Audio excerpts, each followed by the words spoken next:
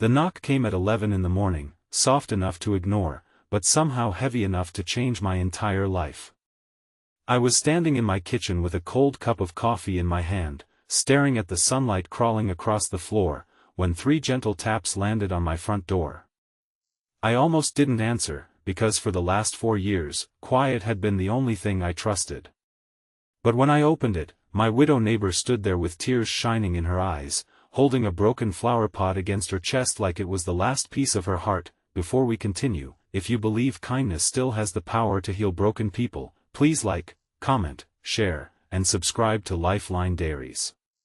Your support helps stories of second chances reach the hearts that need them most. Her name was Celine Whitmore, and until that morning, she had only been the woman next door who watered roses at sunrise and never stayed outside long enough for conversation.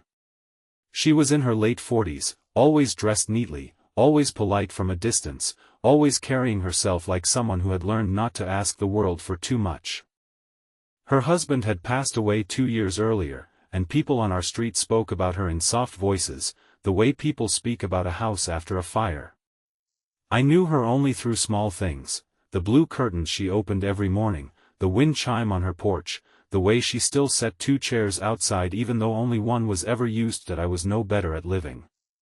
My name was Arvin Hale, 43 years old, a man who had built a life small enough that nothing could break it again.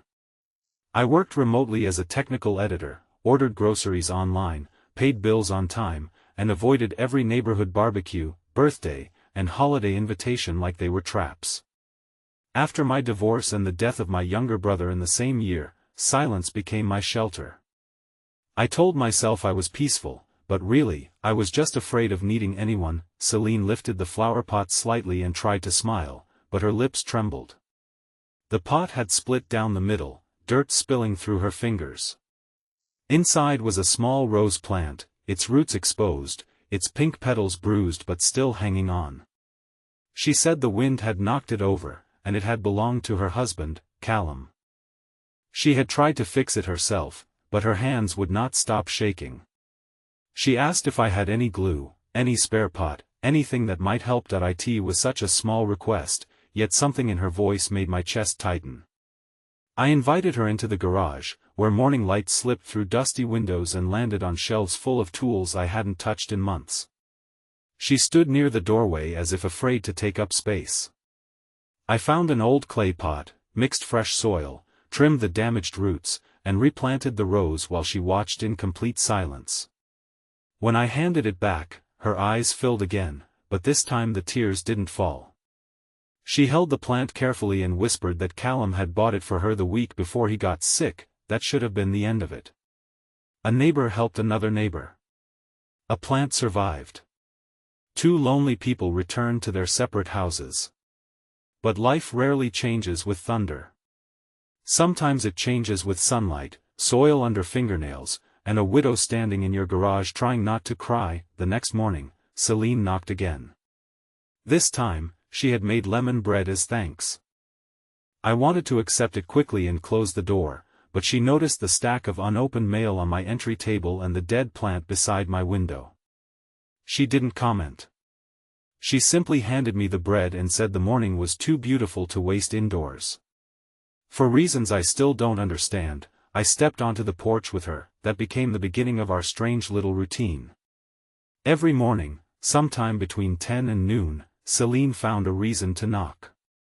A stuck window latch. A loose porch railing. A question about trimming roses. At first, I thought she needed help. Later, I realized she was helping me without making it obvious. She pulled me out of rooms that had forgotten laughter. She brought sunlight into a house that smelled like dust and old grief. She never pushed too hard, never asked about my past directly, but somehow, in her quiet way, she made it safe to speak. One Thursday afternoon, while I repaired her garden gate, I finally told her about my brother, Soren. How he used to call me every Sunday. How I ignored his last message because I was busy. How guilt had turned my life into a locked room. Celine listened without interrupting, her hands folded in her lap, her eyes fixed on the rose bushes. When I finished, she told me grief is not love with nowhere to go, it is love still looking for a place to live. That sentence stayed with me longer than anything anyone had said in years, but change is never simple. The more time we spent together, the more the neighborhood noticed. Some smiled. Some whispered. One woman from across the street, Brenna Cole, made a sharp comment about widows moving on too fast. Celine heard it while carrying groceries up her porch steps. I watched her shoulders stiffen, watched the color drain from her face, and for a second I saw how much strength it took for her just to stand in daylight. After that, she stopped knocking. 3 days passed. Then 4. Her curtains stayed closed until afternoon. Her roses drooped in the heat. I told myself it wasn't my business, but the quiet in my house had changed. It no longer felt safe. It felt empty. On the 5th morning, I crossed the yard and knocked on her door. When she opened it, she looked exhausted, as if she had spent the night arguing with memories. She apologized for bothering me before. She said people were right, maybe she had forgotten her place. Something inside me broke open then. I told her that loneliness is not loyalty. I told her Callum's memory was not threatened by her smiling in the sun. I told her people who whisper from sidewalks do not get to decide how long a heart must stay buried. Celine covered her mouth, and for the first time since I had known her, she cried without trying to hide it. That morning, we sat on her porch until the sky turned bright and white with noon.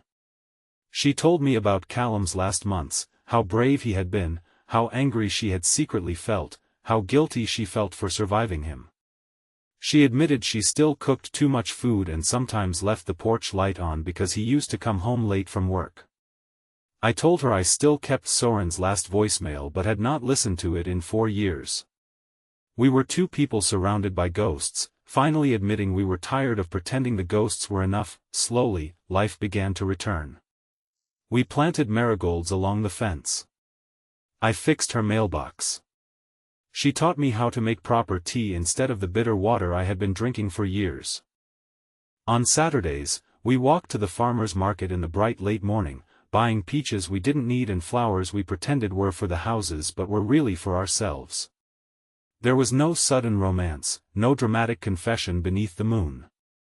This was a daytime kind of healing, gentle and visible, built under open skies. Then came the letter. It arrived at Celine's house on a warm Tuesday, a legal notice from the bank. Callum had taken a small loan years earlier against the house for medical expenses, and a clerical mistake had left several payments unresolved after his death. The amount was larger than she could manage. She sat at her kitchen table with the paper in front of her, frozen. The house, the roses, the porch chairs, the place where she had built every memory of her marriage, was suddenly at risk. For the first time, Celine didn't ask me for help. She folded the letter, placed it in a drawer, and smiled like nothing was wrong. But grief had made me fluent in false smiles. I knew that. I contacted a retired accountant named Virgil from the neighborhood association, then helped Celine gather Callum's old records. We spent long daytime hours sorting through boxes in her dining room, sunlight falling across medical bills, receipts, photographs, and handwritten notes. Some days she was strong. Some days she pressed one of Callum's old shirts to her face and disappeared into silence. I never rushed her. I simply stayed. At the bottom of one box, we found a sealed envelope with Celine's name on it. Her hands shook as she opened it.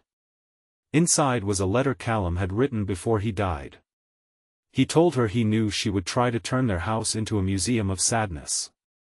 He told her he loved her enough to hope she would someday laugh without apologizing. He told her if someone kind ever knocked on her loneliness and asked to come in, she should not lock the door. Celine read those words again and again until tears dropped onto the page. I looked away, not because I didn't care, but because some moments are holy and should not be stared at too directly. The records proved the bank had miscalculated. With Virgil's help, the debt was reduced to something manageable, and the threat against the house was removed. Celine kept her home. But something bigger had happened during those weeks. She had stopped moving like a woman waiting for permission to live. And I had stopped hiding behind the excuse that quiet meant peace. Near the end of that summer, the neighborhood held its annual block picnic in the park at noon. I had avoided it for years, but Celine appeared at my door wearing a pale yellow dress and holding 2 bottles of lemonade. She didn't ask if I wanted to go. She just smiled and said the roses needed us to bring back gossip. For the first time in years, I laughed before I could stop myself that we walked there together under a bright blue sky. People stared at first, but Celine lifted her chin and kept walking. Brenna Cole looked ready to say something, but Celine greeted her kindly, and somehow that kindness was stronger than any insult. We sat beneath an oak tree, shared food with neighbors, and listened to children race across the grass. It was ordinary. That was what made it beautiful. If this story touched your heart, please take a moment to like, comment, share, and subscribe. Stories like this remind us that kindness can still find people in the quietest corners of life. Before the ending, please comment kindness changed everything if you believe one gentle knock can open a door that grief kept closed for years. Months later, Celine's rose plant bloomed again in the clay pot I had given her. She placed it between the 2 chairs on her porch, not as a shrine to what she had lost, but as proof that love can survive being replanted. One bright morning, she knocked on my door again, but this time she wasn't carrying anything broken. She simply asked if I wanted to have tea outside. That I looked past her at the sunlight, at the street, at the world I had spent years avoiding. Then I stepped out and closed the door behind me, not because my quiet life had ended, but because something better had begun.